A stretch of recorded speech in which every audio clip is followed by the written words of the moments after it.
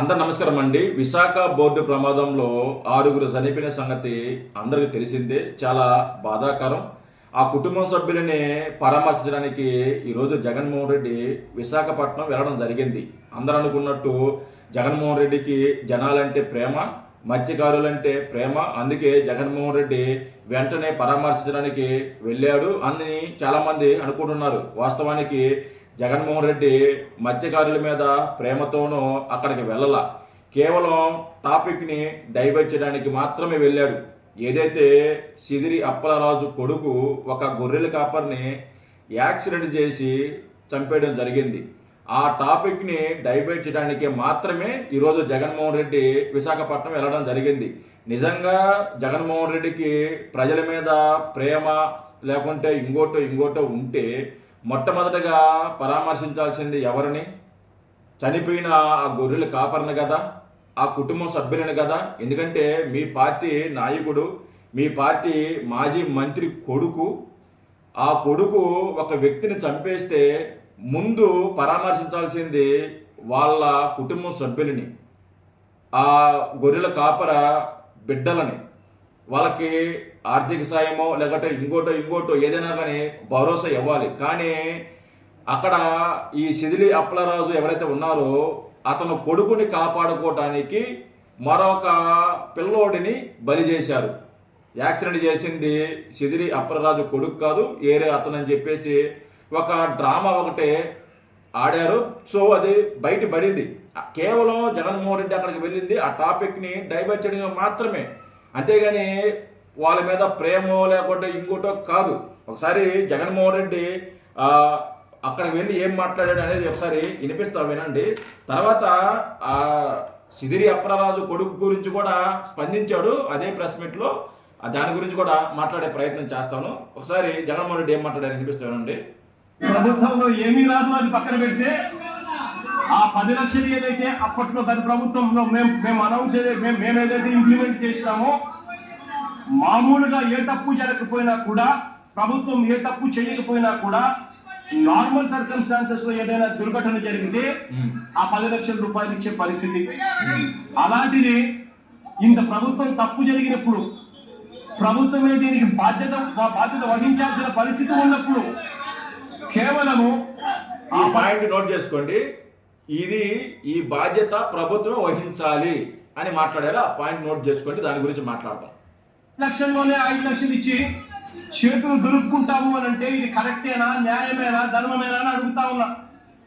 మరొకసారి ఈ ప్రభుత్వం ఇలాంటి తప్పులు ఎవరు చేయకుండా ఉండాలి అని అంటే కలెక్టర్లు కానీ పోలీస్ డిపార్ట్మెంట్ కానీ ఒక కంప్లైంట్ కనుక చేతికి వస్తే, మనుషులు చనిపోతా ఉన్నారు వెంటనే ఆదుకోవాలి అని చెప్పి ఎవరైనా కంప్లైంట్ చేస్తే స్పందించే తీరును మెరుగుపరచాలి అని అంటే ప్రభుత్వం అన్నది ఒక షాక్ తగిలితే తప్పనిచ్చి, ఆ అధికారులకు ఒక షాక్ తగిలితే తప్పనిచ్చి స్పందన అనేది రాదు.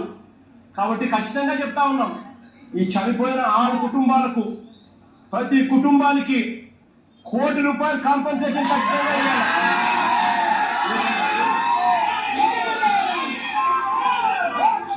కాదండి జగన్మోహన్ రెడ్డి, మీరు అధికారంలో ఉన్నప్పుడు మీరు ఇవ్వచ్చు కదా ₹1 కోటి.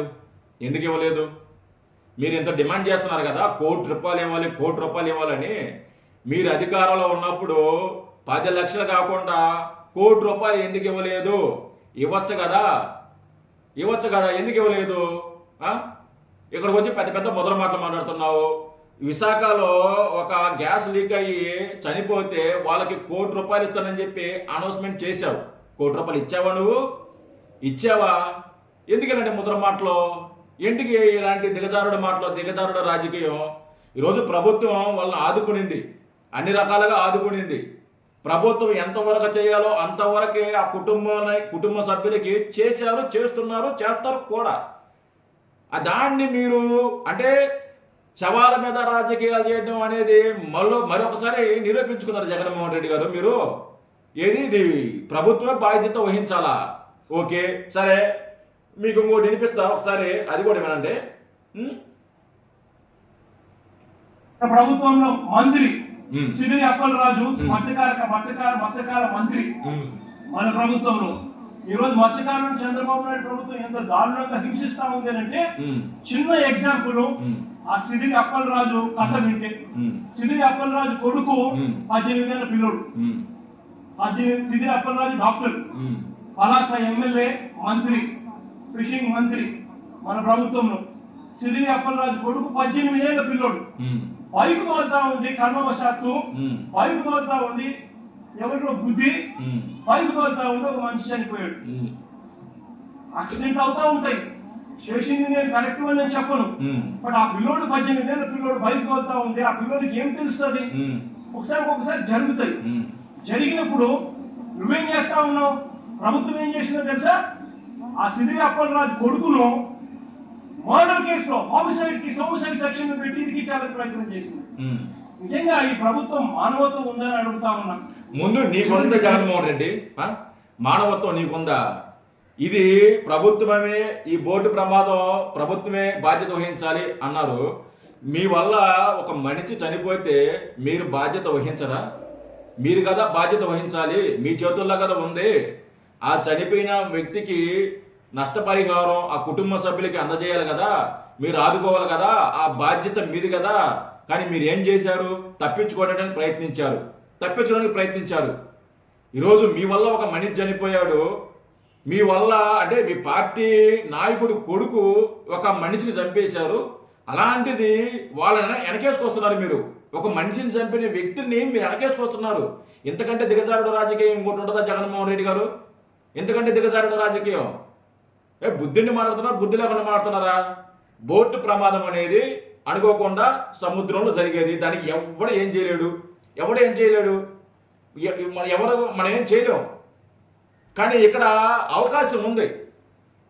మీరు యాక్సిడెంట్ చేసిన వెంటనే గనక మీరు అప్పుడే స్పందించుని హాస్పిటల్కి కానీ తీసుకెళ్ళంటే ఈరోజు ఆ గొర్రెల కాపరి బతికేవాడు. ఇక్కడ అవకాశం ఉంది, కళ్ళ ముందు కనిపిస్తుంది అవకాశం ఉంది అని, ఇతను బతికించగలుగుతాము అని. కానీ మీరు ఏం చేశారు? మీ నాయకుడు మాజీ మంత్రి సిదిరి అప్పలరాజు ఏం చేశాడు? తన కొడుకుని కాపాడుకోవడానికి ఏరే వ్యక్తిని బలి చేశాడు. వాళ్ళ కొడుకుని తీసుకుపోయి హాస్పిటల్లో అడ్మిట్ చేసుకున్నాడు. ఇదా మీరా మాట్లాడేది రాజకీయాల గురించి? మీరా మాట్లాడేది మానవతాల గురించి? అంటే మీరు మాత్రం ఎంతమందినైనా తొక్కి చంపేయచ్చు,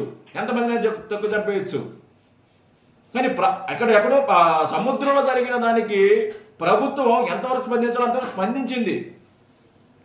స్పందించకుండా లేదు. ఏదైతే శాఖ సంబంధించిన మంత్రి, ఆయన పేరు కరెక్ట్గా గుర్తురాలేదు, ఆయన ఎప్పటికప్పుడు ఫోన్లో మాట్లాడుతూనే ఉన్నాడు వాళ్ళతోటి. ఇక్కడ ప్రభుత్వం స్పందించకుండా లేదు. ప్రభుత్వం స్పందిస్తుంది, ఇమ్మీడియట్గా స్పందిస్తుంది. హోమ్ మినిస్టర్ అనిత గారు ఇమీడియట్గా ఎప్పటికప్పుడు అక్కడ ఏం జరుగుతుంది అనేది ఆవిడ మానిటర్ చేస్తుంది. ఎవరు ఊరికే కూర్చోాలా? ఇక్కడికి వచ్చి నువ్వు వచ్చి నీతులు, నిజాయితీ, మానవత్వం ఇలాంటి ముద్ర మాటలు వద్దండి జగన్ గారు. రాజకీయాన్ని హుందాగా చేయండి. మనం ఏది రాజకీయం చేయాలో ఏది రాజకీయం చేయకూడదో తెలుసుకోండి ఫస్ట్. అసలు దీని మీద కూడా రాజకీయం చేస్తారా? ఒక ప్రమాదం జరిగింది, బోటు ప్రమాదం. అలా ప్రమాదాలు చాలా జరిగాయి, బోటు ప్రమాదాలు మీ హయాంలో కూడా జరిగాయి. ఏ రోజు కూడా చంద్రబాబు నాయుడు గారు కానీ పవన్ కళ్యాణ్ గారికి ఏ రోజు కూడా రాజకీయం చేయలేదు కదా. బోటు ప్రమాదంలో మీ హయాంలో జరిగాయి, బోటు ప్రమాదంలో చాలా జరిగాయి.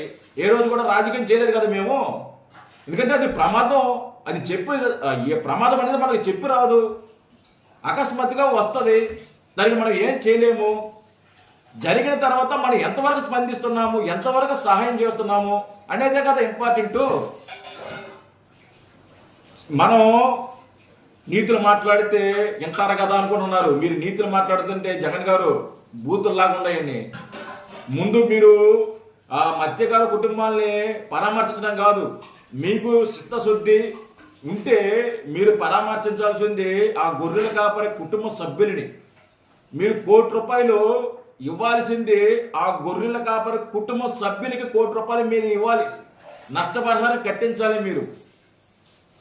అంతేగాని ఇక్కడికి వచ్చి ప్రభుత్వం మీద బురద చల్లటం, చిల్లర మాటలు మాట్లాడటం, రోడ్డు మీద పోయేవాడు మాట్లాడాడంటే సరే పోనీ అనుకోవచ్చు.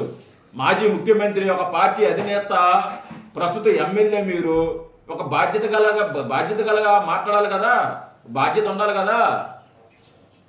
నోటికి ఏది వస్తే అది మాట్లాడతామండి మనం.